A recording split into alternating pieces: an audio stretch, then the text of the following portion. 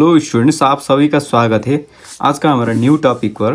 New topic का नाम क्या है कि गॉस जॉर्डन मेथड। आज हम गॉस जॉर्डन मेथड को यूज़ करके लीनियर इक्वेशंस को हम कैसे सॉल्व कर सकते हैं उसके बारे में अच्छे से जानेंगे। हम इस गॉस जॉर्डन मेथड का हर एक कॉन्सेप्ट अच्छे से समझेंगे और इसका प्रोसेस भी हम अच्छे से जानेंगे। ठीक है, तो अभी हम वीडियो में आगे बढ़ते हैं। हमारे पास क्वेश्चन है, solve the following equations by using Gauss Jordan method. x1 plus 3x2 4x3 equals to 3, ऐसे 3 क्वेश्चन हैं।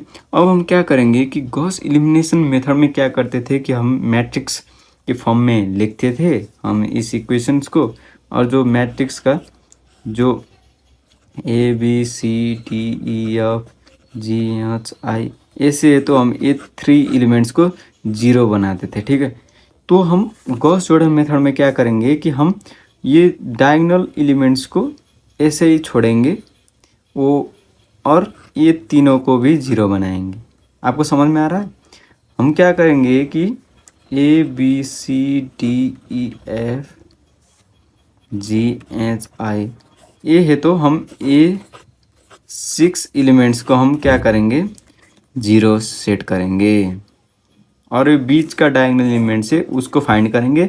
और ये क्या होगा, फर्स्ट वैल्यू x1 होगा, और ये क्या होगा सेकंड वैल्यू x2, और ये x3 ऐसे होगा। ठीक है, तो आपको कोई भी डाउट नहीं है। तो हम पहले क्या करेंगे, मैट्रिक्स फॉर्म में लिखेंगे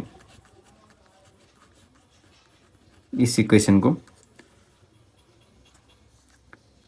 1 इसका कोफिशिएंट लिखना है। ठीक है, x1 का कोफिशिएंट 1 है, x2 का कोफिशिएंट 3 है, x3 का कोफिशिएंट 4 है, x1 का कोफिशिएंट 2 है, x2 का कोफिशिएंट 7 है, x3 का कोफिशिएंट 3 है, x1 का कोफिशिएंट 2 है, x2 का कोफिशिएंट 8 है, और x3 का कोफिशिएंट 6 है। और राइट हैंड साइड में आपको क्या करना है, सिंपली वही लिखना है। ठीक है, 3 -7 और -4।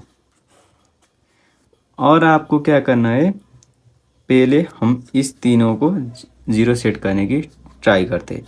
उसके लिए मैं क्या करूँगा कि फर्स्ट में जो हमारा इधर क्या है, रो 1 है, ये रो 2 है, ये रो 3 है। ठीक है, तो हम क्या करूँगा कि अभी जो रो 2 को मैं रो 2 -2 ऑफ रो 1 करूँगा।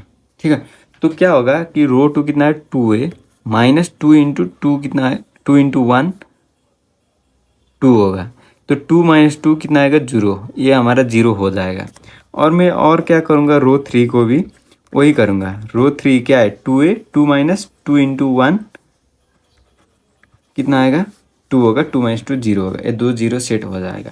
ठीक है, अभी हमारा जो मैट्रिक्स का जो ये इक्वेशन क्या होगा 1 3 4 3, ये तो वही है सेट। और जो R2 है, R2 में इस इक्वेशन को आपको पुट करेंगे तो 0 1 -5 और -13। समझ में आ रहा है आपको? R2 क्या है 2 - 2 इंटू R1 0, R2 क्या है 7 - 2 इंटू R1 क्या है 3 इक्वल्स टू 7 - 6 इक्वल्स टू 1, ऐसे 1 इधर। और इधर क्या है 3, R2 क्या है 3, R2 क्या है 3 - 2 इंटू R1 क्या है 4 इक्वल्स टू 3 - 8 इक्वल्स टू -5 ऐसे लिखा है। और ऐसे ही आपको इधर R2 में भी वही करना है, 0 होगा ये। और ये क्या है R3 8 - 2 इंटू 3, 2 इंटू 3 कितना 6, 8 - 6 कितना होगा 2 होगा। और ऐसे ही आपको सभी करना है।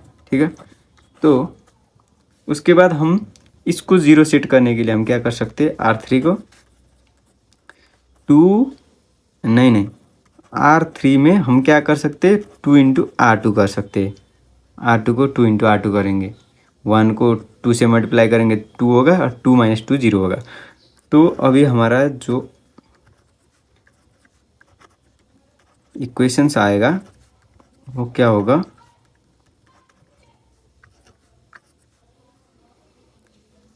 ये कितना होगा 0 होगा।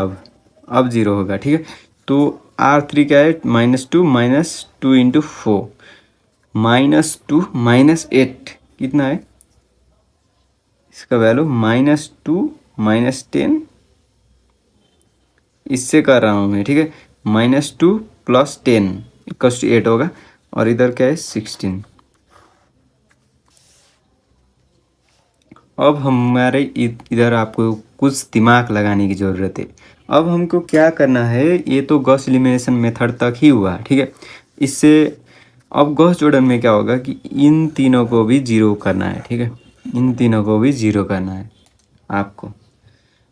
अब मैं क्या करूँगा कि R1 इसको जीरो सेट करने के लिए मैं क्या करूँगा, R1 माइनस 3R2 करूँगा, तो आपको मिलेगा कि नहीं वो देखिए।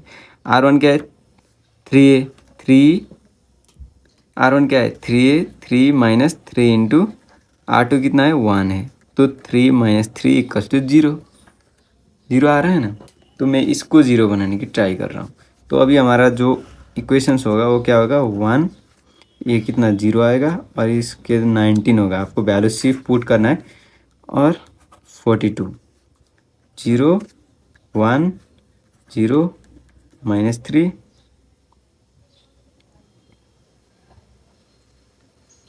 सॉरी इधर कुछ मिस्टेक हो गया। इधर क्या है, इसको तो हम अभी कुछ भी नहीं कर रहे हैं ना, -5 इक्वल्स टू -13, वो तो सेम ही है। 0 0 8 और 16 ये तो सेम ही है। हम अभी R1 को ही कर रहे हैं, ठीक है, तो R1 को ऐसे कर रहे हैं। उसके बाद मैं क्या कर सकता हूँ कि R2 को करूँगा, R2 को इसको मैं ज़ीरो बनाऊँगा। इसको ज़ीरो बनाने के मैं क्या कर सकता हूँ, R2 प्लस R3 5/8 कर सकता हूँ, ठीक है।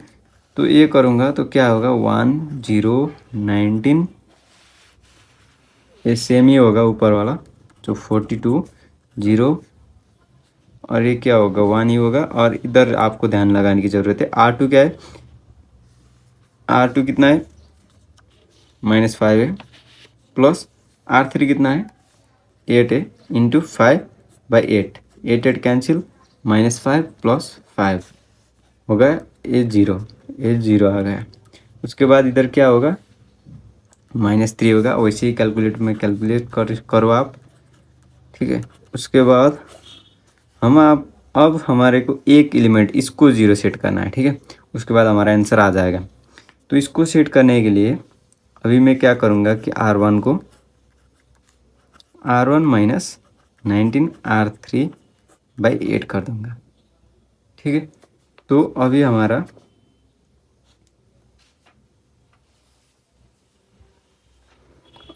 क्या होगा कि ये 1 ही रहेगा और 0 ही रहेगा। इसको भी 0 हो गया, क्योंकि इधर आप देख सकते हो R1 कितना है 19 है, माइनस 19 इंटू R3 कितना है 8 है, 8/8, 8 8 कैंसिल, और आप 19 माइनस 19 होगा, ये 0 होगा, ठीक है। तो इधर भी आप इधर 42 को भी देख सकते हो। अब 42 को मैं क्या करूँगा, 42 में अब इधर इस को अप्लाई करूँगा, तो 42 माइनस 19 इंटू R3 कितना है 16/8, 42 माइनस 9 2 ज़ा 18, 30 20 38 होगा, ये कितना है 4 आएगा, ठीक है। तो इधर 4 होगा।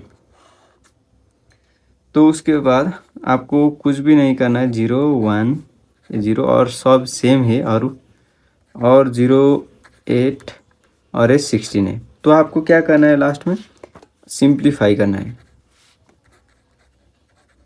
सिंप्लीफाई करेंगे तो क्या होगा, फर्स्ट का एलिमेंट क्या होगा 1 इंटू x1 इक्वल्स टू कितना है 4, ठीक है। और x2 क्योंकि 1 इंटू x2 ही होगा, -3 आ गया।